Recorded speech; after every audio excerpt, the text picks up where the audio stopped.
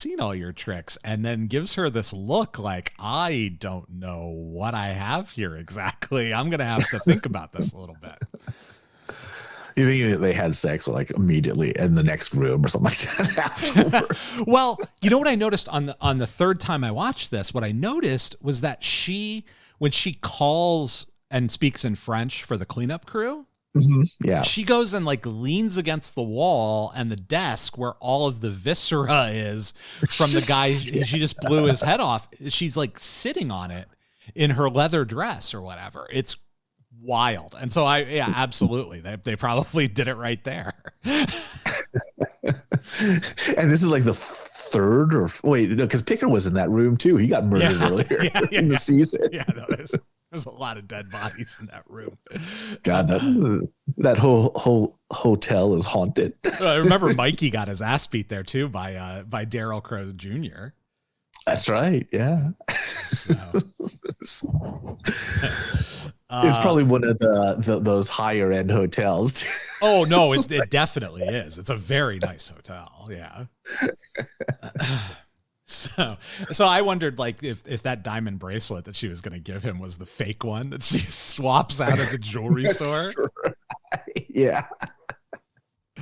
That's a good call. Actually, that's a good pull because I didn't even think about that. I forgot that. Like here's this fake diamond bracelet, and I wonder what would have happened if she had given him the fake diamond bracelet and he had immediately identified that it was fake because he was probably running diamonds in fucking Afghanistan or Iraq or whatever. But then we get Ava and Boyd. And so Ava admits to Boyd that she told Raylan about the mine. Boyd starts to freak out, then realizes, hey, wait, it doesn't really matter. We're going to do it anyway. I'm doing it anyway, right? He doesn't care. And because he thinks he's smarter than the cops, which he might be. And when they're having that conversation, Wynn comes in and basically pushes the schedule forward at the behest of the marshals. So he tells Boyd Markham's going to move the money, which means Boyd has to get it right now. You have to go tonight and get the money because otherwise it might not be there. Boyd realizes that Raylan might be behind it. Tells Ava that they need to play their get out of jail free card. And they have a conversation about how they can only do it once. And they decide that it's time to do it. And then Boyd goes to Zachariah and says, hey, remember how I said 2 days before? Well, now it's like 4 hours. So you got to get through this and use as much dynamite as you need. so Zachariah's digging with and wiring up the dynamite and wiring the fuses and getting ready to blow the foundation under the portal. So Wynn reports back to Raylan and Art, who are just outside of Harlan, waiting on the freeway. Reports back that, hey, the seed's been planted, and then the marshals are like, oh, you know what? We kind of think you need to go along, because we want to know more information. So why don't you insist on going along with him? And he's like, sure, that's gonna work. And they're like, well, instead you can just tell us, what's he gonna do, how he's gonna do it, what weapons he's gonna do, exactly when he's gonna do it. Raylan's like listing off this laundry list of stuff, and Wynn's like, oh wait, fine, I'll just go along. Like, yeah, that it's not a great situation for Wynn right now. He is not a happy camper. Yeah. Then we get Loretta, and we haven't seen Loretta in several weeks, and we got a little clip of Raylan telling her, hey, hire some security, put a couple guys outside the door just for the next few weeks while this Markham thing is going on. And that might have happened just a few days ago in Showtime. And she comes home. And again, I still have this question about Loretta. Like, she's like 16. Does she live alone? like, is that her house? Like, literally, does she own that house? Is that her place? Like, where it's a very weird situation with Loretta. But she comes home to find a dead snake and a creepy dude in her house. And that's Boon. And we get to meet Boon. And I have a clip of that conversation. Sorry. I didn't mean to startle you. Why would I be startled? Some asshole comes in my house without so much as knocking? That's a totally natural reaction. When I was just a pup, my mama used to say I tended to leap before I looked. Well, if you're done looking, now would be a good time to scoot your ass on out of here. My name's Boon. I'm new to the area, and I just wanted to say hi to my neighbor, who, if you don't mind me saying so, is a vision. Oh. You know you have a dead snake on your floor there. From where I'm standing, it looks like someone shot that head clean off. I don't suppose it was you, was it? I don't suppose you'd get out of my house like I asked. Because that'd be one hell of a shot. To get just the head like that. It's masterful, really. How do you think you did it? You think it was a quick draw scenario? Bang! But there's really no reason to do that, huh? You'd just be showing off, I guess. I mean, you could pull quick, but then you'd really want to take your time making that shot, right? Make sure you hit it just right. Regardless, whoever shot that snake is one deranged and possibly dangerous individual. If you've made any enemies lately, I'd highly advise you to make peace by any and all means necessary, just so they don't send this idiot back here again. Yeah. Be a real shame to come home one day and find some lunatic standing in my house. You really are a beautiful girl. You know that. I promise I'll stop back here again real soon, if you're still around, just to make sure everything's all right.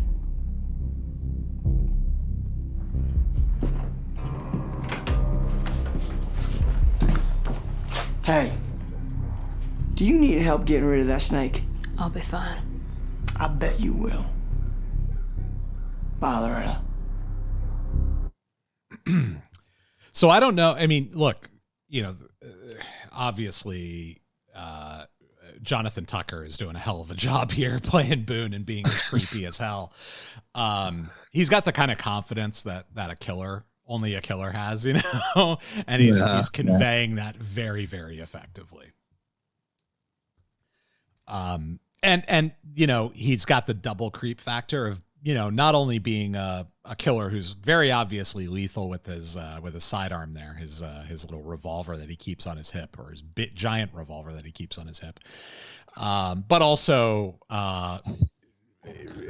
commenting on a 16-year-old girl's attractiveness is very, very uncomfortable. So Loretta, of course, immediately goes to Boyd, like, hey, okay, I'm going to actually take Raylan's advice. I'm going to find some protection. And you know what? I'm probably going to need some distribution as well. So maybe Boyd Crowder can help me with that. So she trucks down to Harlan and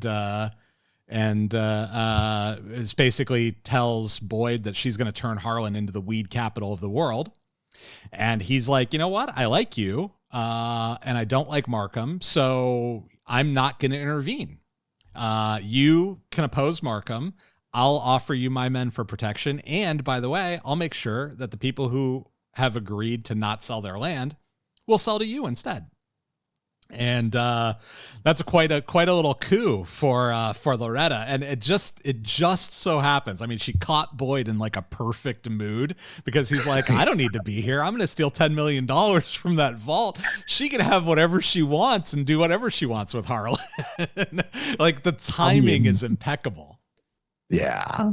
She'll Boyd's like, I'll be in Mexico earning 6% or whatever it is. That's exactly right. I'll be on a beach. Yeah. We'll be on a beach earning 6%.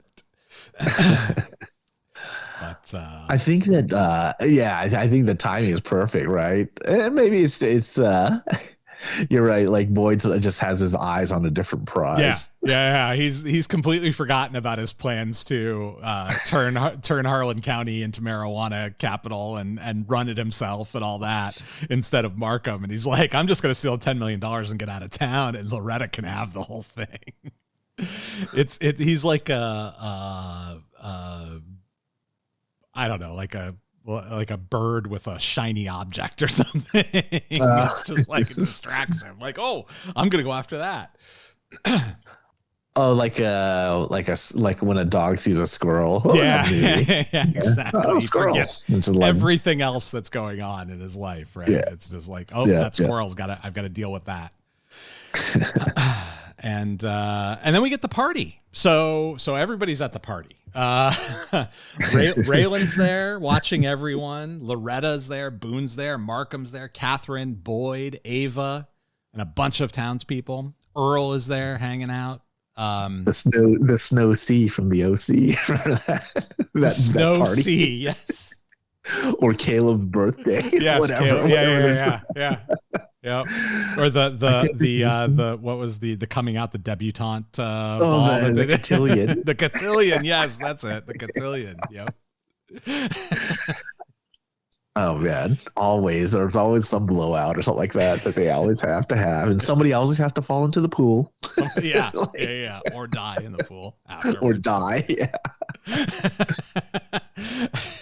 But at this particular party, there's just some speechifying that happens, and Raylan bumps into Loretta, is surprised to see her there, tells her she's got more balls than sense, and she responds, "Isn't that what they say about you?"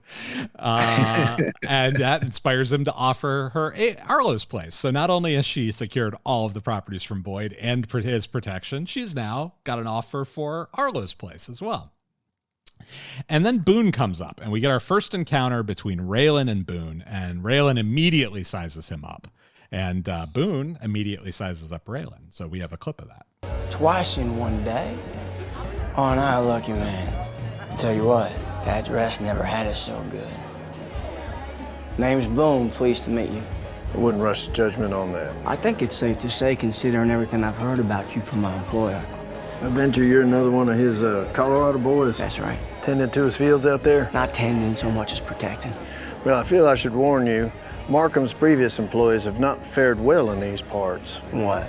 Them military jarhead guys? Of course not. Those boys don't have no soul.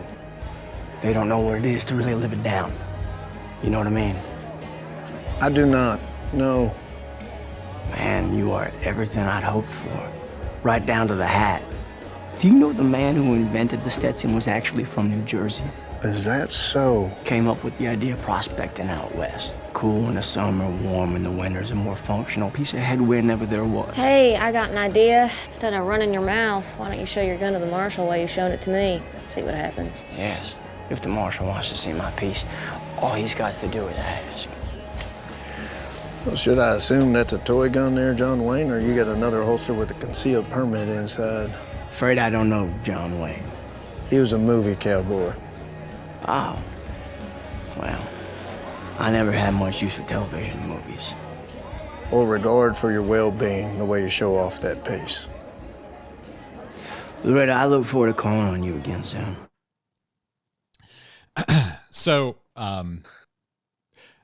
the Stetson guy, that absolutely is true. He is from New Jersey, and his dad was a hat maker. And when he left the hat making business at some point, when John Stetson, who's the guy's name who invented the Stetson hat, he went out west, and he met cowboys, and he looked at what they had, and they had coonskin caps. And he wondered, hey, wonder if that fur could work for a kind of an all-weather hat, and created the Stetson, waterproof felt. And here's a quote from one observer. It kept the sun out of your eyes and off your neck. It was like an umbrella. It gave you a bucket to water your horse and a cup to water yourself. It made a hell of a fan, which you sometimes need for a fire, but more often to shunt cows this direction or that. So it's kind of he's right. It's kind of the perfect hat, and he's absolutely correct. Now, do I believe that Boon knew that John Stetson invented the Stetson and is from New Jersey, but did not know who John Wayne is? No, I do not. Yeah, I find that very hard to believe. Yeah. I mean, just to say, I don't know who that is. I'm sorry. He is ridiculous. Man's a 30-year-old man in whatever 20 15, he knows who John Wayne is.